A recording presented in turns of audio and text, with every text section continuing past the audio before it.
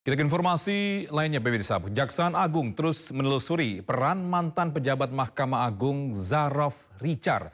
Ini terkait dugaan suap terhadap 3 hakim pemberi vonis bebas Ronald Tanur.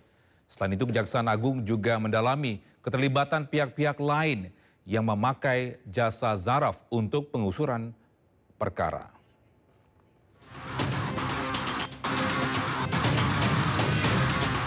Pemeriksaan terhadap Zaraf Richard disampaikan Kepala Pusat Penerangan Hukum Kejaksaan Agung Hardy Siregar di Gedung Kejaksaan Agung Jakarta hari Rabu kemarin. Zaraf diperiksa sebagai saksi untuk mendalami keterkaitannya dalam perkara dugaan suap yang menjerat Meriska Wijaya yang merupakan ibu dari Ronald Tanur. Zaraf diduga menjadi perantara yang menghubungkan Meriska dengan ketiga hakim yang memvonis bebas Ronald Tanur. Selain Zaraf, penyidik Jaksa Agung juga memeriksa 3 hakim Pengadilan Negeri Surabaya tersebut. Kalau kita melihat terkait dengan ketiga hakim ini dan ZR, tentu kita tahu bahwa ZR ini adalah seorang perantara, ya. Nah, oleh karenanya penyidik sedang mendalami apakah ZR ini sesungguhnya berperan sejak pada tahap proses persidangan di tingkat pengadilan negeri. Sebelumnya Zaraf ditangkap Kejaksaan Agung karena menjadi maklar suap dalam vonis bebas Ronald Tanur. Dalam penggeledahan di kediaman Zaraf, penyidik Kejaksaan Agung menyita uang tunai hampir senilai 1 triliun rupiah dan emas 51 kg yang diduga berasal dari pengaturan perkara. Selain menggali hubungan Zaraf dalam kasus Ronald Tanur, Kejaksaan Agung juga menelusuri pihak-pihak lain yang terlibat dalam pengurusan perkara dengan mantan Kepala Ditlat Hukum dan Peradilan MA tersebut. Tim Liputan iNews melaporkan.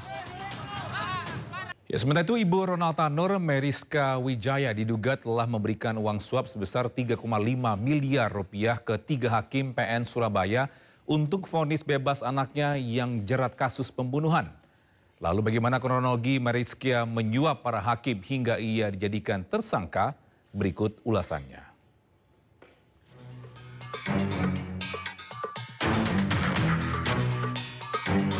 Kejaksaan Agung telah menetapkan Ibu Ronald Tanur, Meriska Wijaya sebagai tersangka kasus dugaan suap ke Majelis Hakim PN Surabaya.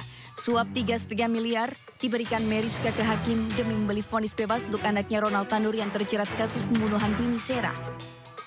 Lalu bagaimanakah awal mula Meriska menyuap para hakim? Dirdik Jampitsus Kejagung Abdul Kohar mengatakan, Meriska mulai mencari cara agar anaknya bisa bebas dari jeratan kasus tewasnya Dini pada 5 Oktober 2023. Sehari setelah Dini Sera ditemukan tewas usai diduga dianiaya Ronald di parkiran sebuah mal di Surabaya. Meriska langsung menghubungi Lisa Rahmat untuk minta yang bersangkutan dicarikan kuasa hukum Ronald Tanur. Keduanya lalu bertemu di sebuah kafe di Surabaya dan kemudian berlanjut ke kantor Lisa.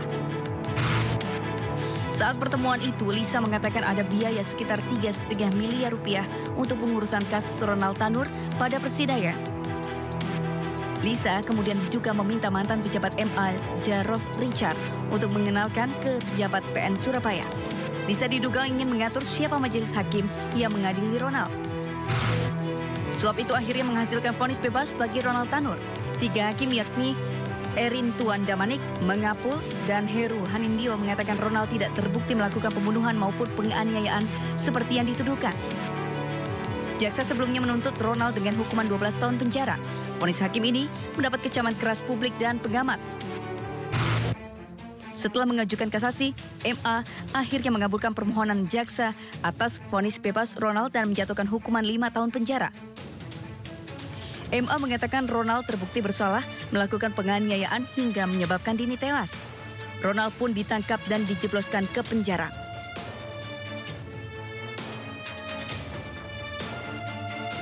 Kasus vonis bebas kemudian bergulir cepat setelah melakukan penyelidikan Kejagung. Akhirnya menangkap 3 hakim persidangan Ronald, kuasa hukum Lisa Rahmat, ex-pejabat MA, Zaraf Richard, dan Ibu Ronald Tanur, Meriska Wijaya. Kejagung mengatakan tak menutup kemungkinan ada tersangka baru lain. Tim Liputan iNews melaporkan.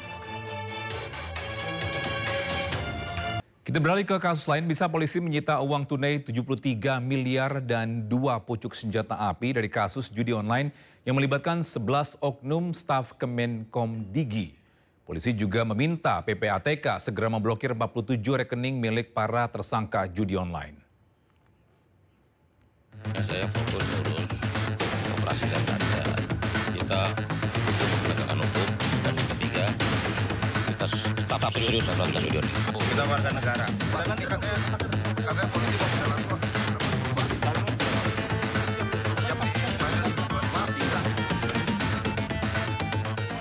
Mantan Kemenkominfo Budi Ari siap mendukung pemberantasan judi online yang kian meresahkan.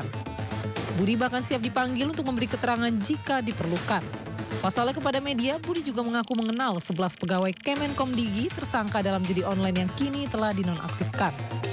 Foto kedekatan Budi Ari dengan staf Kemenkomdigi, salah satu tersangka judi online Adi Kismanto, bahkan viral di media sosial.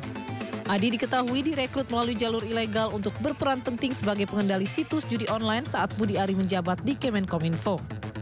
Sementara selain masih memburu 2 DPO lain dalam kasus judi online, polisi kini telah menyita sejumlah barang bukti uang tunai senilai 73 miliar rupiah, 2 buah senjata api, 16 unit kendaraan roda 4, 4 unit bangunan hingga 11 unit jam tangan mewah. Polisi juga mengajukan pemblokiran terhadap 47 rekening milik para pelaku ke PPATK. Kemudian penyidik juga telah mengajukan pemblokiran terhadap 47 rekening milik para tersangka dan sedang menginventarisir rekening website judi online untuk selanjutnya dilakukan pemblokiran. Sementara dampak judi online bukan hanya berisiko bagi finansial pemain, namun juga mental dan emosi pemain yang bisa berpengaruh negatif kepada lingkungan, terutama keluarga terdekat.